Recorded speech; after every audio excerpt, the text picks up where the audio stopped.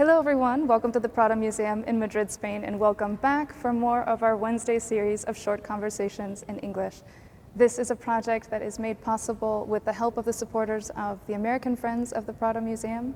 We are a non-profit organization and everything that we do is to help the Prado in every way that we can. So if you want to find out more about the projects that we work on, or if you're thinking about getting involved yourself, then please do find us on our website. Today we'll be looking at Raphael, the legendary Raphael from the High Italian Renaissance. Raphael is immediately recognizable for his way of blending naturalistic representation of reality, but perfected with his ideal beauty and put together in a way that looks so effortlessly elegant. And today we'll be looking at one of his most celebrated portraits, the Cardinal, painted between 1510 and 1511. So first a little bit about Raphael. Raphael really was a Renaissance man, a true Renaissance man in the real sense of the word, because he was more than a painter. He was also a poet and an architect and an archaeologist. He was born in 1483 in Urbino, and his father was a painter. Although his father died when he was young, when he was just 12 years old. So Raphael probably trained with the artist Perugino, and in Florence he was a revolution of art that was taking place there with painters like Leonardo da Vinci and Michelangelo. And he worked in Florence for a time, and when he was working there he really worked on smaller works, on small format works for private devotion and private consumption. Then he was called to Rome, and he worked for Pope Julius II and also Pope Leo X.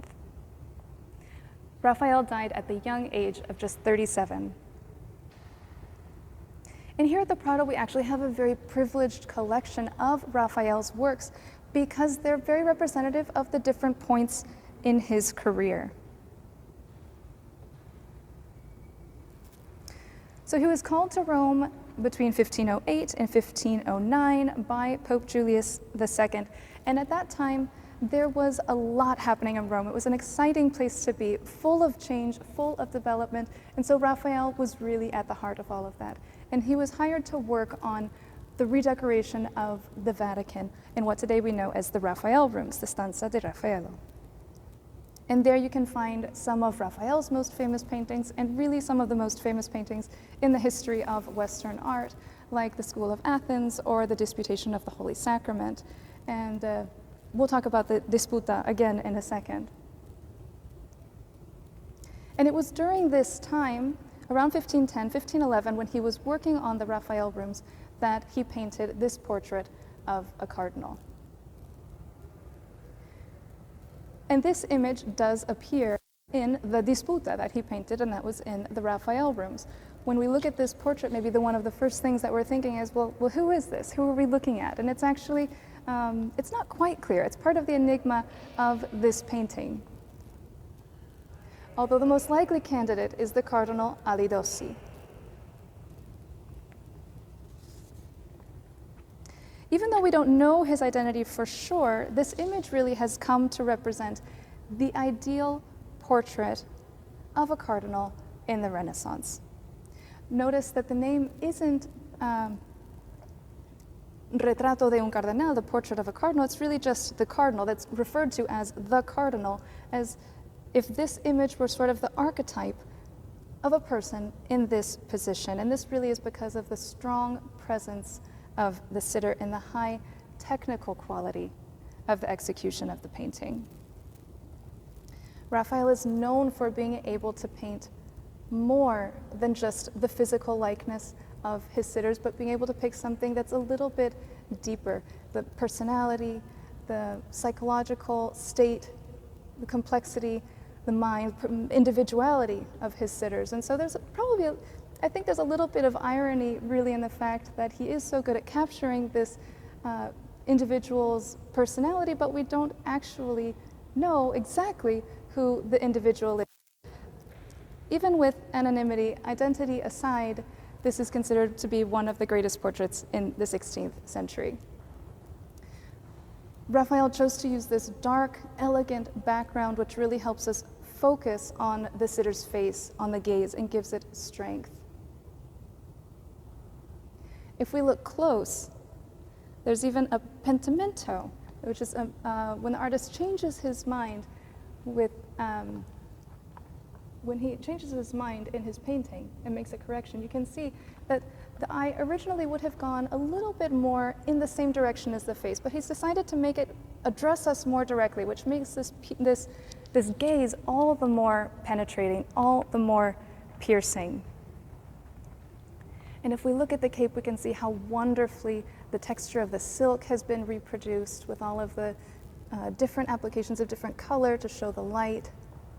This is something that Raphael would have learned from Venetian painters, which were experts at this. The composition has a pyramid shape, and again, this adds strength to the composition. Even his arms are all contained underneath his cape, and so his arms, his hands really aren't distracting from the power, from the magnetism that's in his face. The composition actually might even remind us a little bit of the Mona Lisa, if you think of it. And it does also have that quality of being both very enigmatic and very magnetic.